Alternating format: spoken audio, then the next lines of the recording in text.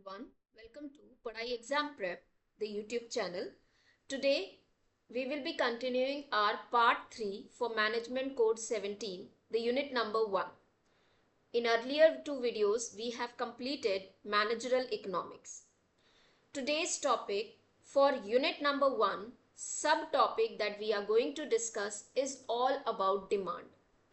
So, what we are going to study in this subtopic is what is demand, what are the different factors affecting the demand, what is law of demand and other factors related to demand.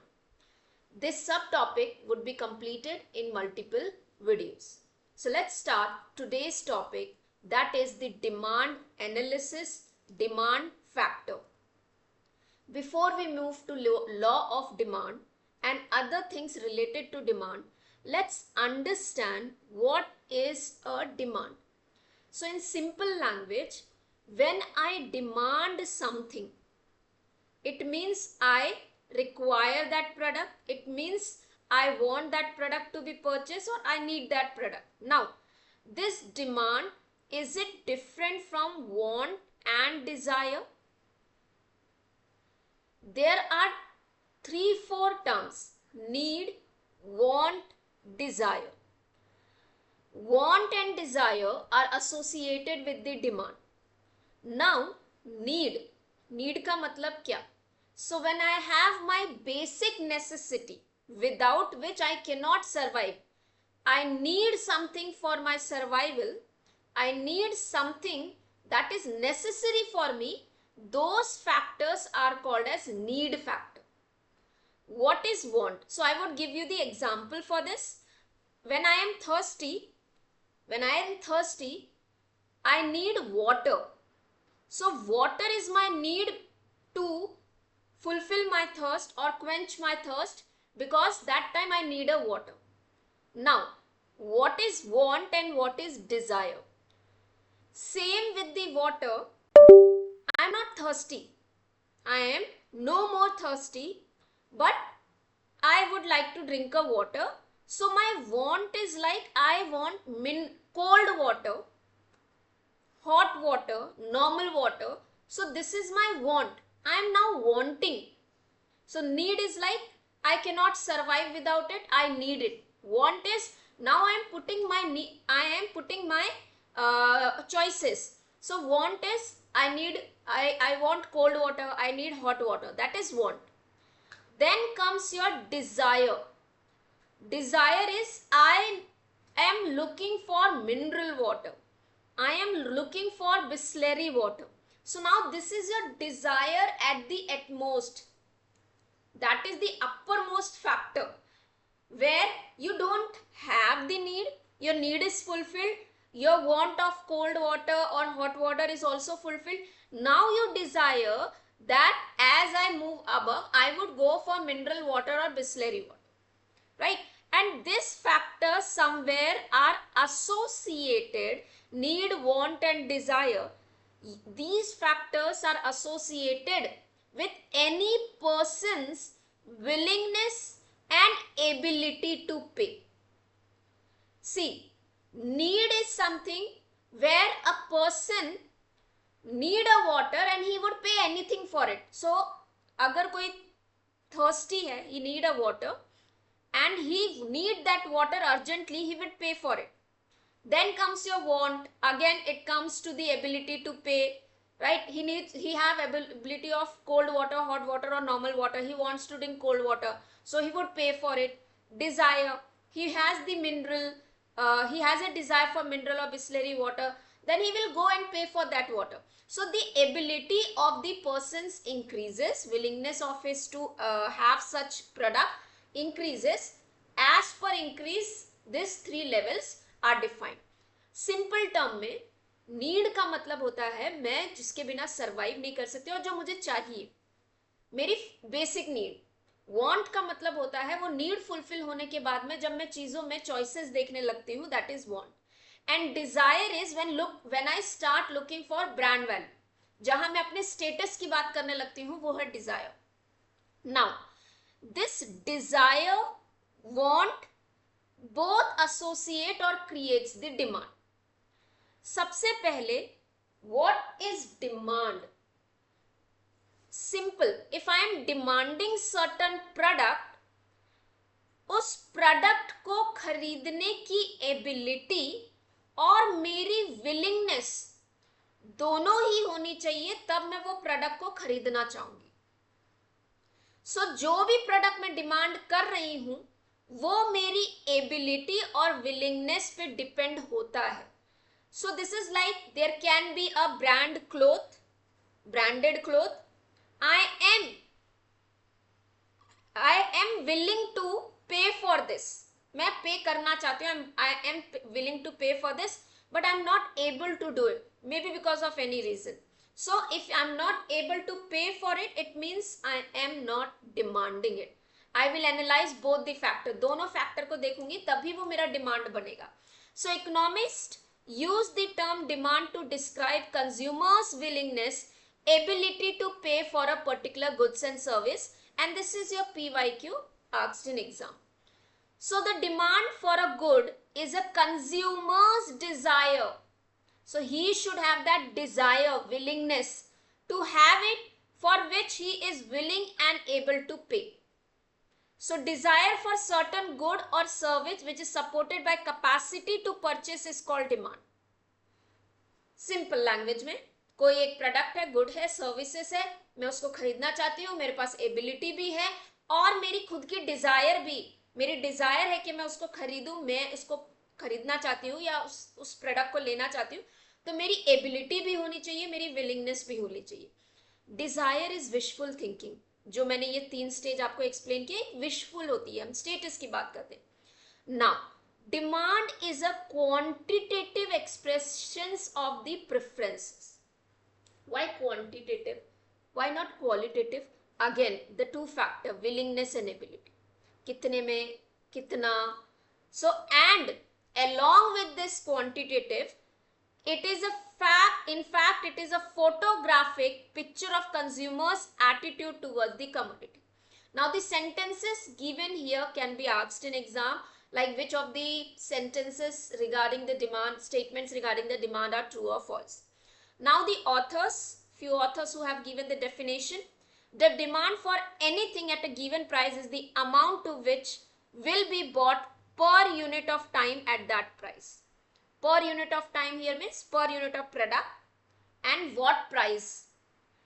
Hidden demand means various quantity of good that would be purchased per time period for a different prices at a given market.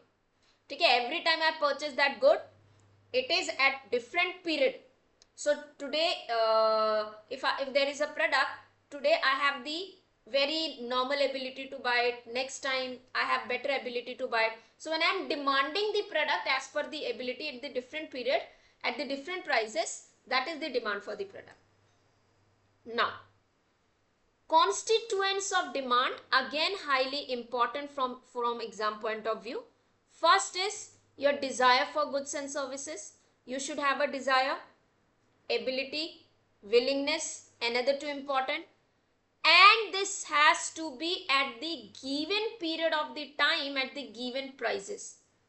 So now if something I desire at certain price is not necessarily important in coming time, my desire would be same, क्योंकि हो सकता है उससे better product market में आएगा. So someone looking for iPhone के या किसी भी टेक्निकल गुड्स के, इलेक्ट्रॉनिक गुड्स के नए नए मॉडल्स आते रहते हैं. तो अभी वो मॉडल नया है तो मेरा वो डिजायर है उसको खरीदने का उस प्राइस पे भी और अभी के टाइम पे, और मैं विलिंग भी हूँ, एबिलिटी भी हूँ, तो मैं ये मॉडल खरीद लूंगी.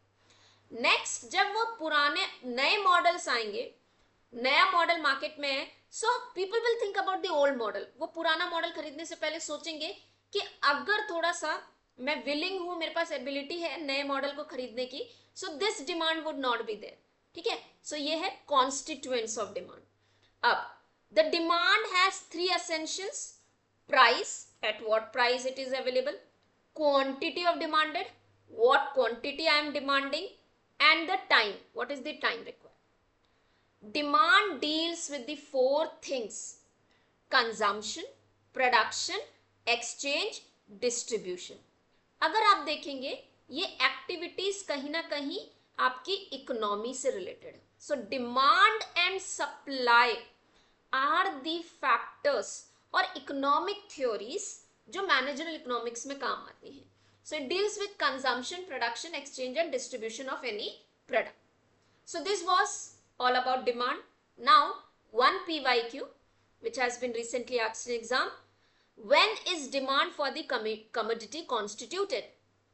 Without considering the consumer's attitude towards the commodity? When there is only desire to have commodity? When there is only ability to pay? When both the desire to have the commodity and ability to pay for it are present? So you can say obvious answer is when the both things are there, the desire and the ability to paying for it, right? My willingness and the ability. Now, highly important again, what are the factors, what are the determinants of demand of any product? If I am demanding certain product, if there is a demand for certain product in market, it means there is a market demand for the product. What all factors affect it? Is there my income? क्या मेरा income उस demand को affect करेगा? क्या उस product का substitute available है या नहीं है? Quality, मेरे खुद के उसके मेरे taste, मेरे preferences, मेरे choices, advertisement also play a very important role. So let's understand first thing, what do you mean by market demand? कोई difference नहीं है demand से, but let's understand. It is defined as a sum of individual demands for a product per unit time at a given price. तो जब हम individual demand का मतलब क्या? एक individual जब कोई product demand करता है, so let's say एक product है, कुछ भी हो सकता है, phone हो सकता है. So let's say एक phone he won't be buying in the multiple quantity. Let's understand some kind of a product जो multiple quantity में वो खरीदता है. Let's say clothes, some kind of clothes. So for ₹100, he is ready to buy 10 product. For ₹500, he will be buying 5 product. For ₹50, he will be buying 25 product. What is this? The prices are differing and the quantity demand also differs. So this individual, ये जो individual person है ना, उसकी demand, ठीक है, एक individual A, एक individual B. So the sum of individual demands for a given product per unit time at a given price, इसे हम totality में market demand कहते हैं. Simply total quantity of commodity demanded by all the buyers or the individuals at the given price, other things remaining same in the market. अब ये same कौन से factor हैं जिन्हें हम कांस्टेंट लेके चलते हैं और डिमांड को स्टडी करते हैं, वो भी पढ़ेंगे. सबसे पहले समझते हैं कौन से फैक्टर्स को हम डिटर्मिनेंट कहेंगे. Price of related good and service. अब यहाँ पे रिलेटेड गुड एंड सर्विस का मतलब है, so if I am using a Patanjali toothpaste, so इससे रिलेटेड और जो प्रोडक्ट है उसके प्राइसेस क्या है. ऑफ कोर्स मेरे को अगर कोई चीज सेम है, सेम कंपोनेंट्स है, सेम इंग्रेडिएंट्स है, मुझे सेम चीज लोअर प्राइस पे मिल रही है तो मैं वो लोअर वाली खरीदूंगी. Income of consumer, of course very very important. मेरी इनकम क्या है. Price of goods and service. अब ये खुद के उस प्रोडक्ट की प्राइस क्या है. कई बार ऑप्शंस अवेलेबल होने के बाद भी हम इसी प्रोडक्ट को खरीदते हैं because of any reasons, because of the quality, that is the quality of good and service. Consumer taste and preference. Advertisement. See, advertisement in today's world plays a very very important role. Advertisement create. So what does advertisement have two factors. Advertisement एक तो आपको उस product के बारे में जानकारी देता है, दूसरा एक इल्यूजन टाइप का फैक्टर क्रिएट करता है कि वो प्रोडक्ट कितना बढ़िया है, कितना अच्छा है. तो कई बार हम एडवर्टीजमेंट को देखकर उस प्रोडक्ट को खरीदते हैं, राइट. हमें पता भी चलता है कि वो मार्केट में अवेलेबल है. कभी कभार बहुत अच्छे प्रोडक्ट मार्केट में होते हैं लेकिन एडवर्टीजमेंट ना होने की वजह से हमें पता ही नहीं चलता. Consumers expectations of the future income and price. expectation. See, if I am right now living in 1 BHK, in coming time with the increase in my salary, I may prefer to buy 2 BHK. अगर मैं rent पे रह रहा हूँ 1 BHK में and I am trying to go for new house, तो मेरी आने वाले टाइम पे मेरा जो फ्यूचर इनकम होगा और इस प्रोडक्ट 2 BHK का प्रोडक्ट का जो प्राइस हो सकता है फ्यूचर में, उसी हिसाब से मैं अपना प्लान करूंगी कि मुझे 2 BHK खरीदना है या 1 BHK या 3 BHK. उस मेरी कंज्यूमर्स की expectations. Size of population, distribution and income and wealth. Size of population का यहाँ पे मतलब है how many people. So let's understand them one by one in detail. Now, one question: which one of the following is a demand state where consumers dislike the product and may even pay to avoid it? So now this is a concept which is associated with the different types of the demand which we are going to study. Now, एक क्या वो state होता है जहां पे consumer don't like that product and may even पे to avoid it. वो product उसे नहीं चाहिए लेकिन उसको अवॉइड करने के लिए वो कुछ ना कुछ उसे पे कर देता है. इस डिमांड को हम कहते हैं नेगेटिव डिमांड. ठीक है, वो खरीद लेगा, यूज नहीं करेगा.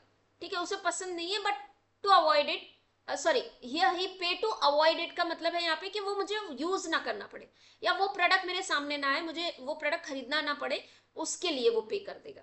That is called as negative demand. Now, before we move to this determinant, let's understand those factors. Sorry, demand function पे move होने से पहले let's understand determinants. जो हमने अभी पढ़ा, थोड़ी स्लाइड इधर उधर हो गई है and I will rearrange those slides anyways. ये determinant है जो अभी हमने पढ़ा था ना, price of related good and service. अब जब हम रिलेटेड की बात कर रहे हैं ना, ये क्या है, ये डिटर्मिनेंट ऑफ फैक्टर है.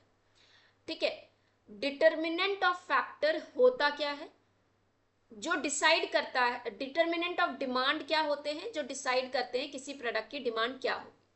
उसमें पहला फैक्टर है हमारा price of related good and service. Related good and service का मतलब है कि जो प्रोडक्ट है या गुड है या सर्विसेज है, उससे रिलेटेड सब्स्टिट्यूट गुड अवेलेबल है नहीं है, कैसा है. दो तरीके के गुड्स हो सकते हैं किसी भी प्रोडक्ट के लिए. For any kind of product, any kind of good and services, there can be two kinds of the good. One is substitute, one is complement.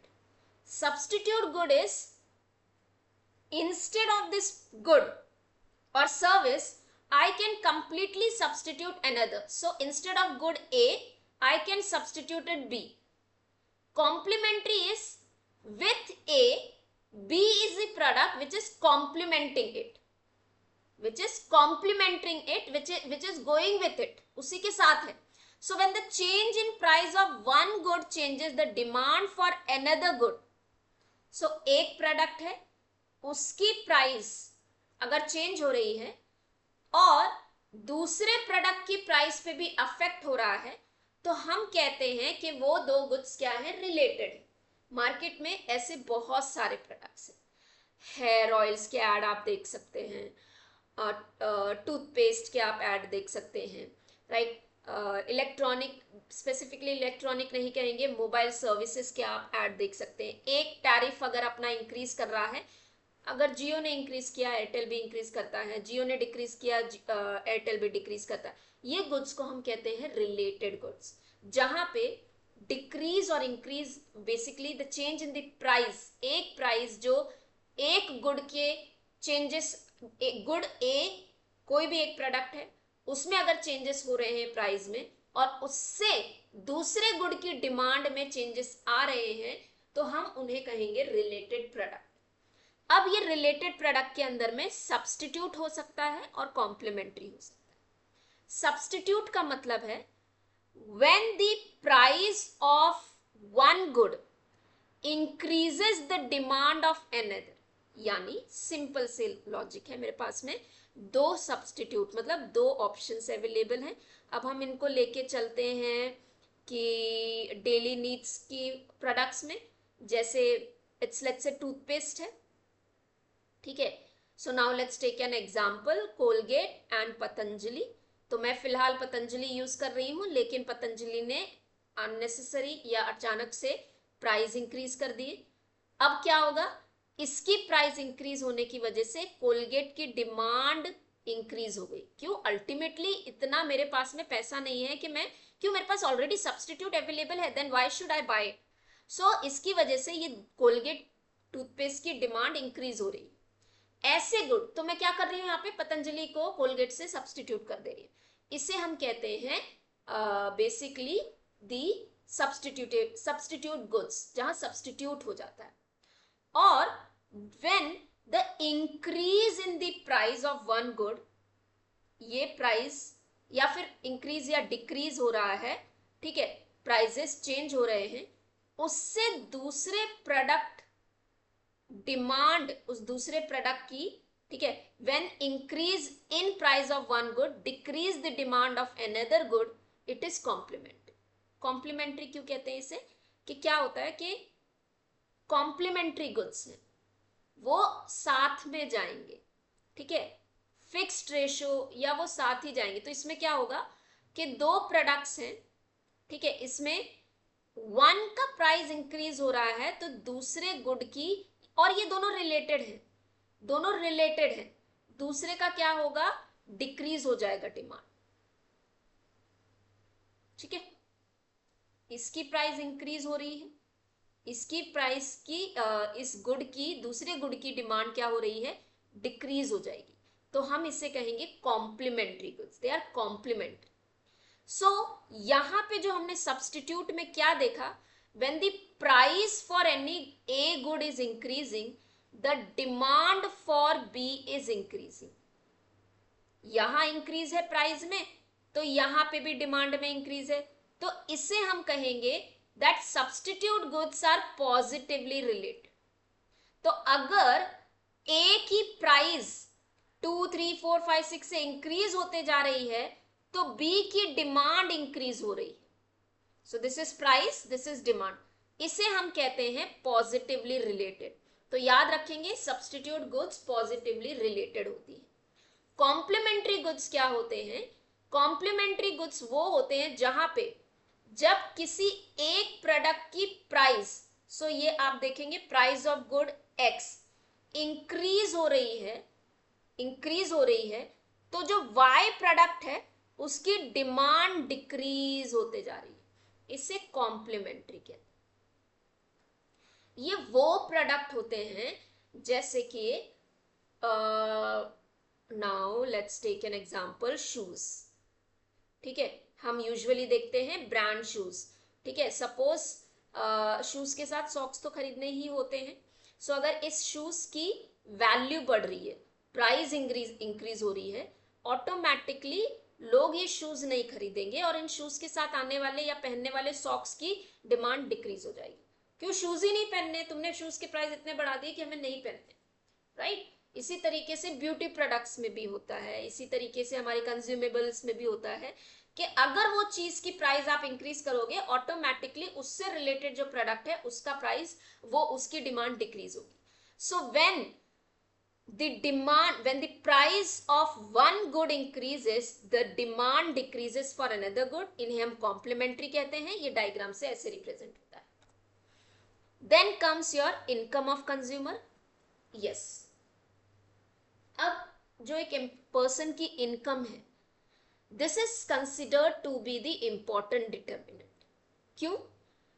Direct relation, more the income I have more capacity to pay, so I would have more demand, right?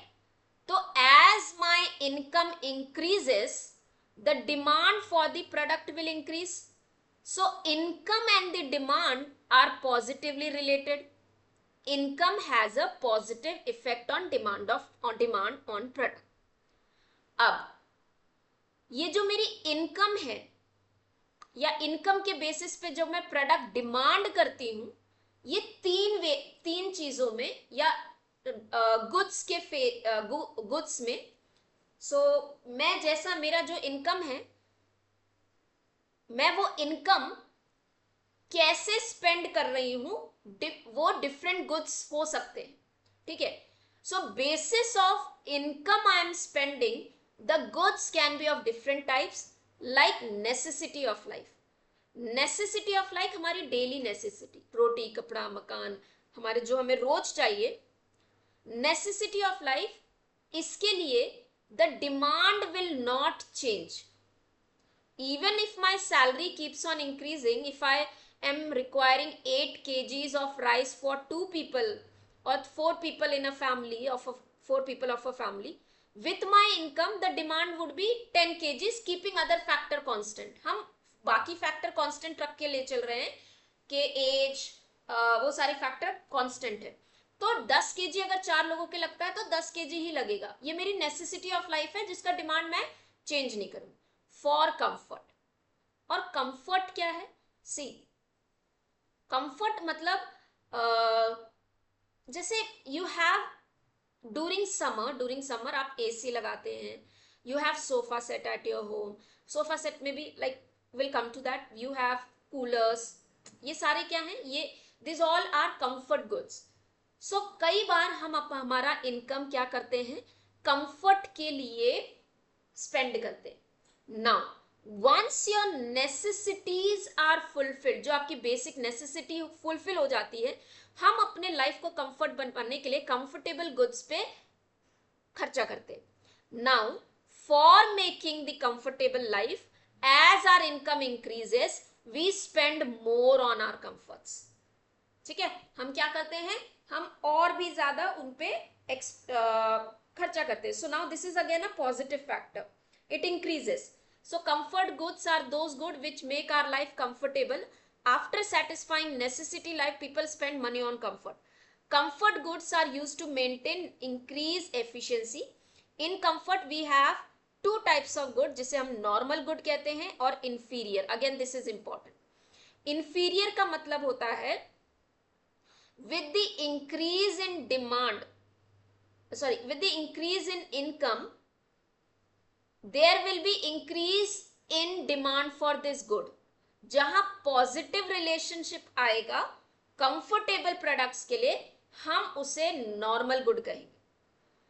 और comfortable के लिए ही, comfortable life के लिए ही कई बार होता है कि like if there is certain kind of TV, नए नए टीवी आते रहते हैं, ये हमारी लाइफ को एंटरटेन करता है, कंफर्टेबल बनाता है, लेकिन कई बार हम उस चीज की वैल्यू जैसे जैसे इंक्रीज होगी वो डिमांड डिक्रीज, या फिर हमारी इनकम तो इंक्रीज हो रही है, ठीक है, as our income is increasing, हमारी डिमांड उस प्रोडक्ट के लिए डिक्रीज हो रही है। तो ये इनवर्स रिलेशनशिप है और हम इन्हें कहते हैं इंफीरियर ग्रुप्स। सी सिंपल सा लॉजिक है। सो क्वालिटी ए बी ये हायर क्वालिटी की है, कंफर्टेबल, मेरे लाइफ को कंफर्ट ही देती है। तो अगर ए मेरी इनकम इंक्रीज हुई और ए की डिमांड इंक्रीज होते जा रही है एक ही प्रोडक्ट की, तो हम इसे नॉर्मल गुड कहेंगे। लेकिन मेरी इनकम के साथ में प्रोडक्ट बी की डिमांड डिक्रीज हो रही है बिकॉज उससे बेटर ऑप्शन के लिए मैं जा रही हूं, इसे हम इंफीरियर गुड कहेंगे। Luxury, after satisfying the comfort of life you go for luxury. Luxury is directly related to your income. Life में लग्जरी चाहिए, सोफा चाहिए तो इसका चाहिए, ब्रांड का चाहिए, घर में कार होनी चाहिए, एक की जगह 2 3 4, so that is a luxury. Luxuries come to you when you satisfy all other needs. Price of good and service, जो प्राइस एक प्रोडक्ट की जो प्राइस होगी, इंक्रीज होगी प्राइस तो डिमांड डिक्रीज होता है, और अगर प्राइस डिक्रीज होगी तो डिमांड इंक्रीज होता है।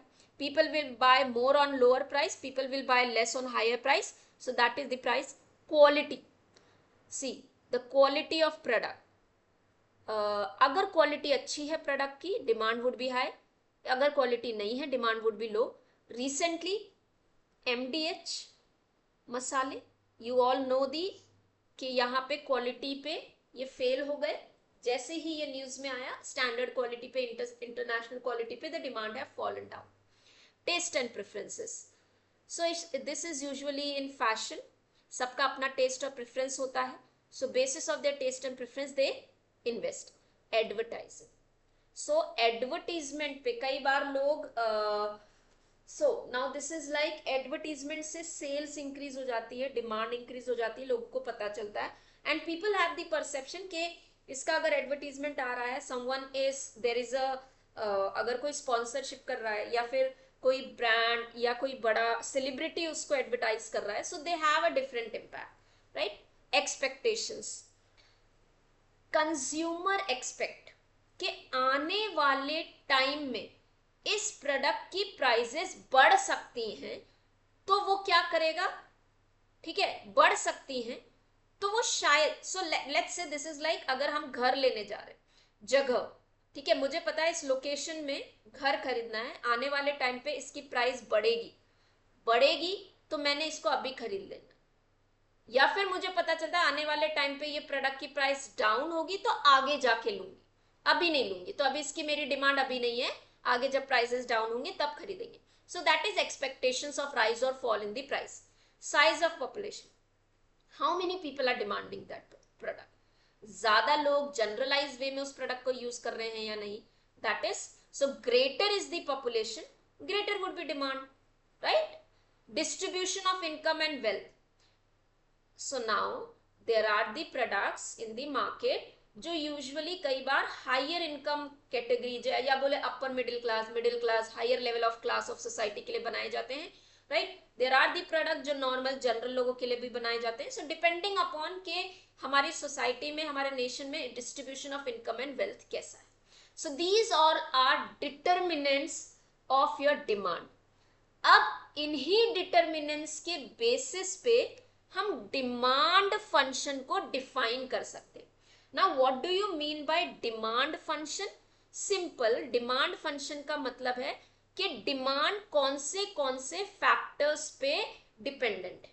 So demand function which is represented by QX, it shows the relationship between the quantity demanded, इस प्रोडक्ट की quantity is represented by QX, quantity demanded of a commodity and A determinant. जो अभी हमने determinants पढ़े, ये सारे के सारे डिटर्मिनेंट्स पे बेस्ड होता है एक प्रोडक्ट की क्वांटिटी डिमांडेड.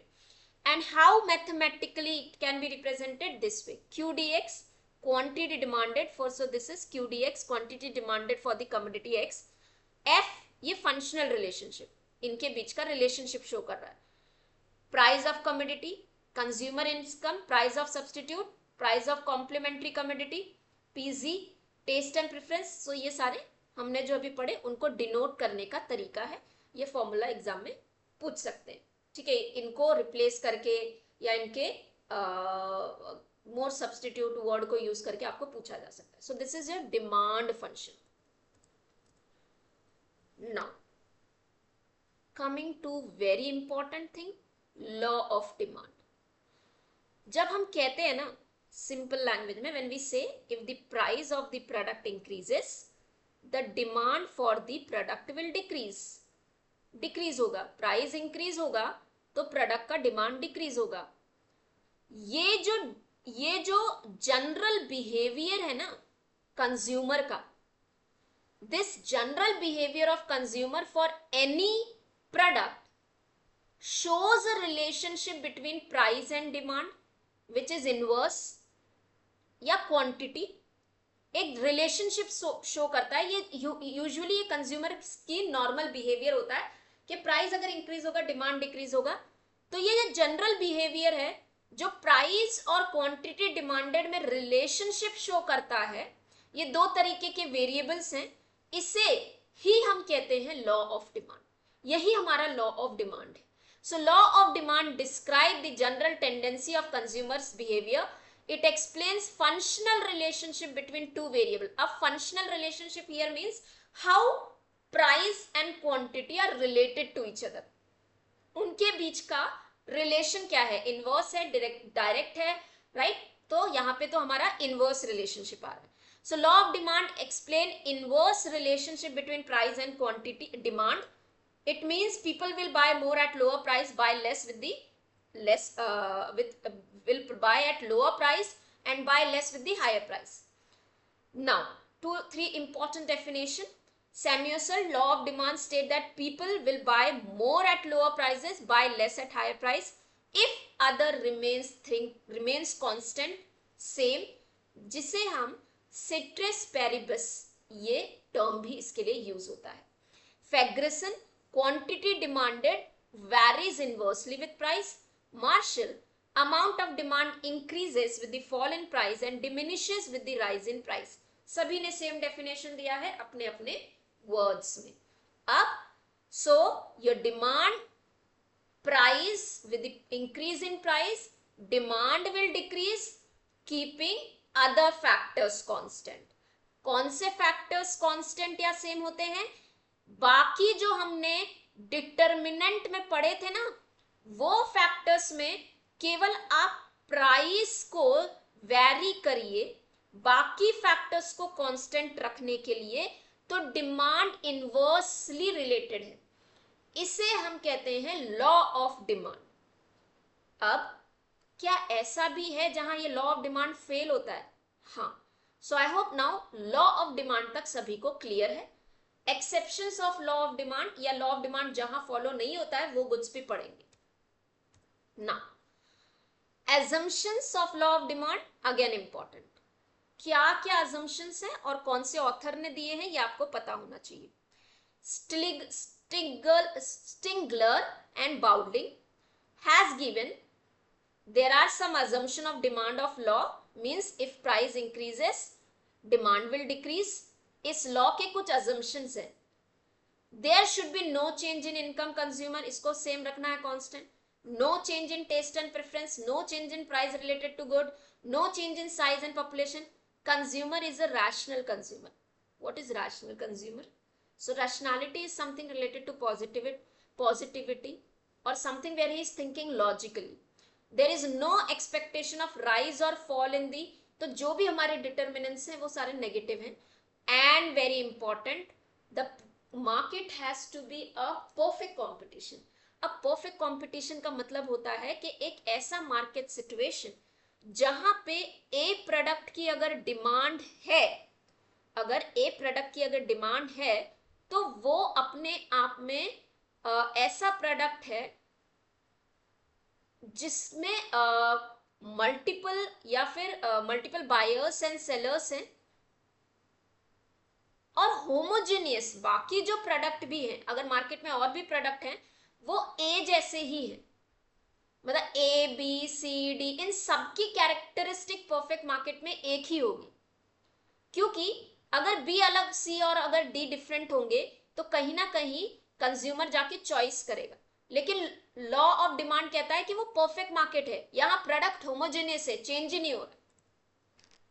अब सिंपल वे में लॉ ऑफ डिमांड जो हम एक्सप्लेन करेंगे, लॉ ऑफ डिमांड को दो तरीके से एक्सप्लेन किया जा सकता है. एक तो हम जिसे कहते हैं डिमांड स्केड्यूल, जहां पे इंडिविजुअल स्केड्यूल आता है और मार्केट स्केड्यूल आता है, और डिमांड कर्व जहां इंडिविजुअल कर्व और मार्केट कर्व आता है.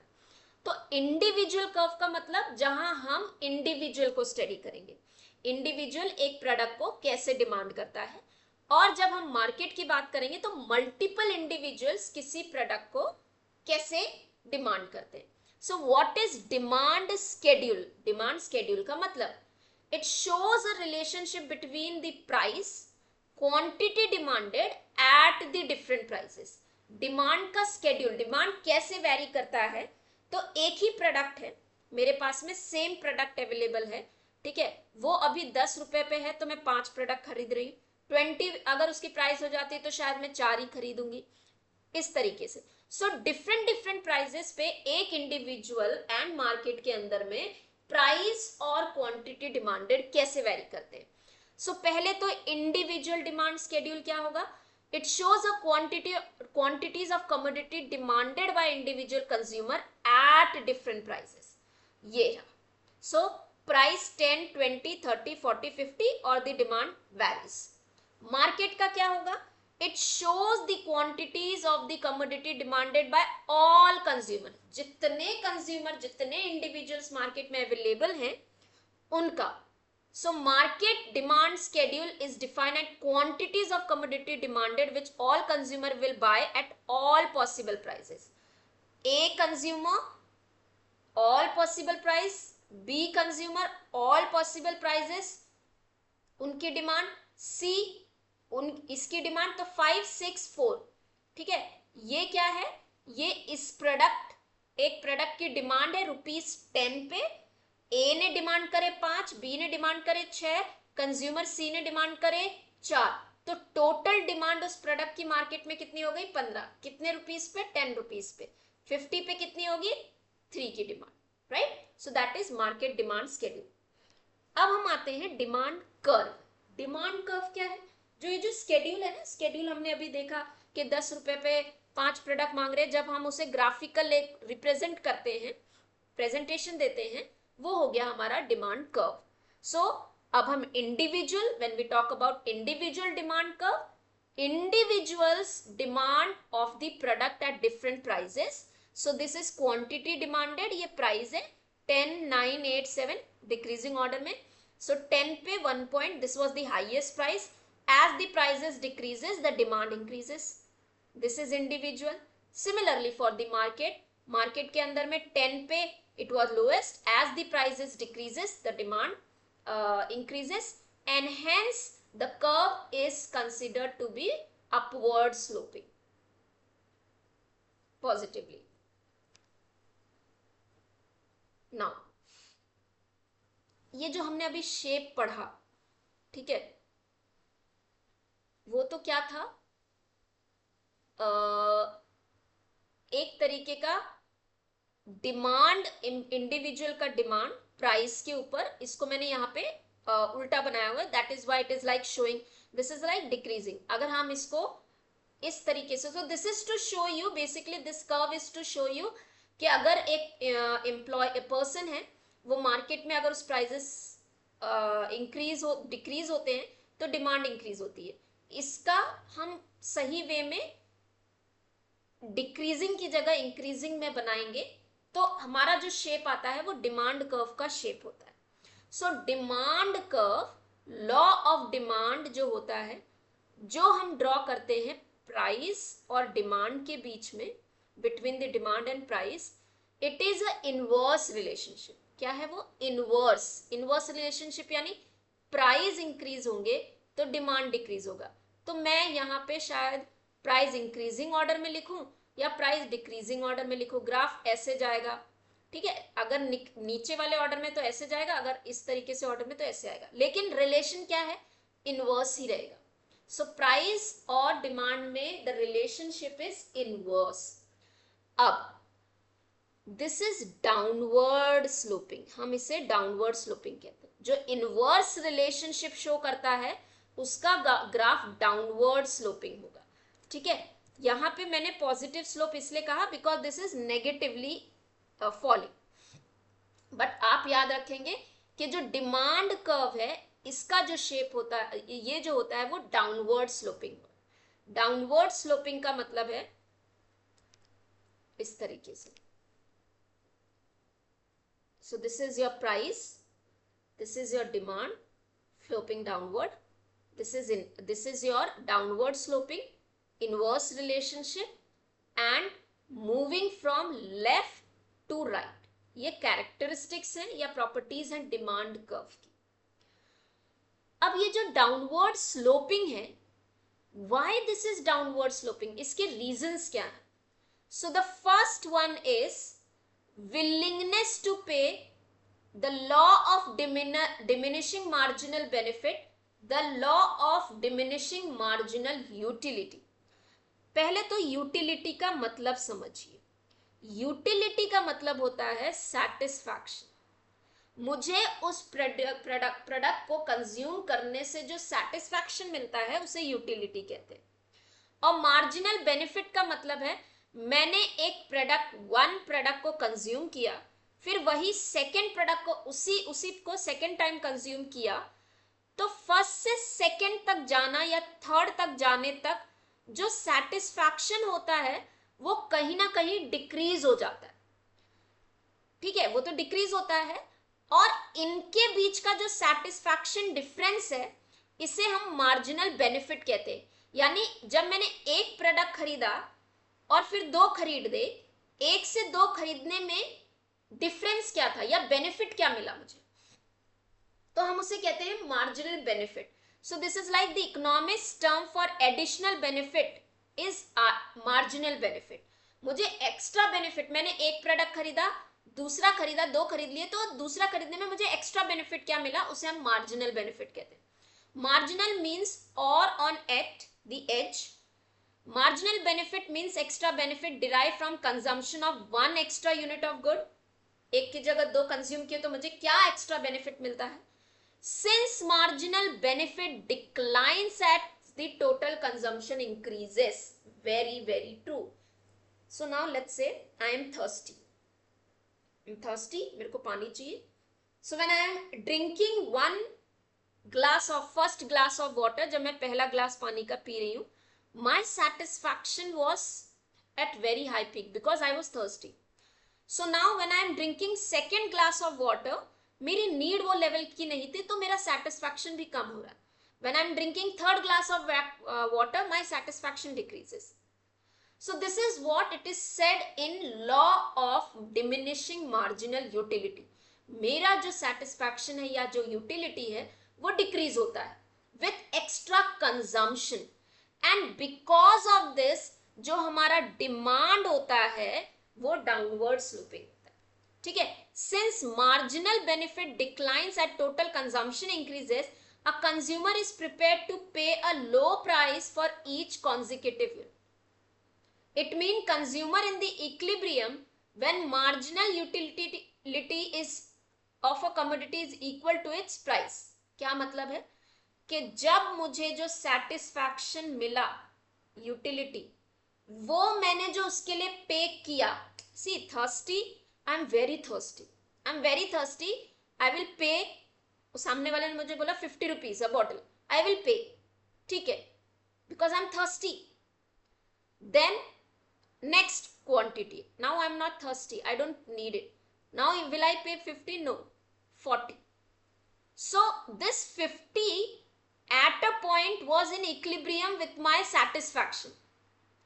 तो a consumer is said to be at equilibrium जहां पे मेरी satisfaction is equal to the commodity price. यानी मैं तैयार हूं वो 50 रुपए देने के लिए मेरी सेटिस्फैक्शन के लिए. सो that is my equilibrium stage. और इसी लेवल तक वो कर्व एक तरीके का बैलेंस्ड होगा, उसके बाद it will start falling. So the marginal benefit is not same as total benefit. बिल्कुल भी नहीं. जो हमारा मार्जिनल बेनिफिट होता है ना, एक कंज्यूम करने के बाद में 2 3 यहां से ये जो यूटिलिटी है ये डिक्रीज होती है. और जो टोटल बेनिफिट होता है वो होता है 1 + 2 + 3 के 3 प्रोडक्ट खरीदने के ऊपर मेरे को क्या बेनिफिट मिला. ये दोनों हमेशा अलग होते हैं. ठीक है. So the sum of marginal benefit is total. इनको जब सम करोगे तब आपको टोटल मिलता है. Willingness to pay the demand of marginal benefit is not total. जरूरी नहीं है कि मैं टोटल खरीदने पे, ठीक है, कई बार हम दुकान पे कोई चीज खरीदने जाते हैं तो दुकानदार बोलता है आप 4 ले लो, मैं पैसे इतने कम कर दूंगा. आप कहते हो नहीं. So that is what the marginal benefit है. And this is what explains why the demand curve is downward sloping. ठीक है. Now each and every line here is important. The reason is assertion and reason में question पूछा जा सकता है, या which statement are correct. ठीक है, ऐसे पूछ सकते हैं. Then comes income effect. दो चीजें हैं, income effect and substitution effect. When all other factors are kept constant, सारे फैक्टर कांस्टेंट रखो, price of the commodity increases. ठीक है. मेरे पास में लेट्स से 10,000 मेरी सैलरी है, और जो प्राइस हम एक प्रोडक्ट लेके चलते हैं वो प्रोडक्ट है मेरी डेली नीड्स. मेरी डेली नीड्स की जो वैल्यू है वो 5,000 रुपीज है, 5,000 रुपए. अब मैं क्या करके लेके चल रही हूँ, मेरी प्राइस या मेरी सैलरी तो फिक्स्ड है, और क्या हुआ कि ये जो डेली नीड्स की वैल्यू है वो इंक्रीज हो गई, 5,000 से 8,000 हो गई. राइट, हो गई. So what would happen now. इधर क्या होगा, इनकम सेम है डेली नीड्स की प्राइजेस इंक्रीज हो गई, तो कहीं ना कहीं पे मैं अब उस डेली नीड्स के लिए डेली नीड्स को खरीद नहीं पा रहा हूं। इसी का उल्टा लेके चलते हैं कि डेली नीड्स की जो वैल्यू 5000 है वो 5000 ही है, बाकी फैक्टर्स को भी कांस्टेंट रखते हुए मार्केट में ये 5000 में ही अवेलेबल है, बट मेरी इनकम इंक्रीज हो रही, इनकम इंक्रीज हो रही है, that means my purchasing power is increasing. So when my purchasing power is increasing, I am able to purchase more product. So other thing being unequal, when the price of commodity decreases, the real income purchasing power of individual increase. Price decrease होगी, 5000 से अगर 4000 हो गई, automatically मेरे पास 1000 जो मैं पहले 5000 में खरीदता था, मेरी इनकम इफेक्ट इंक्रीज हो गया, मैं कुछ और खरीद सकती हूँ. The consumer is now in position to purchase more commodities with the same income. Hence, at a lower price, greater is the demand for the commodity of household. Another reason for the demand falling down. मेरा income increase हो रहा है, price decrease हो रहा है commodity का, automatically demand high होगा other commodity के लिए. Substitution. When the price of the product falls. ठीक है, जब उसका प्रोडक्ट का प्राइस क्या हो रहा है, price of a good falls, it becomes cheaper. ठीक है, अब क्या करेगा, the person would replace, substitute this product with another product, and this is called as substitution effect. This is called as the substitution effect, because of which the demand curve also decreases और demand curve falls down. इसकी वजह से भी हमारा demand curve downward sloping होता है. All this factor leads to negative slope demand curve. It despises a negative relationship between a price of good and its quantity demanded. Right? So we studied marginal utility, we studied income effect. Income effect यानी एक price product का अगर down हो रहा है तो automatically my income for buying another product will increase. Substitution is same if the product becomes a cheaper.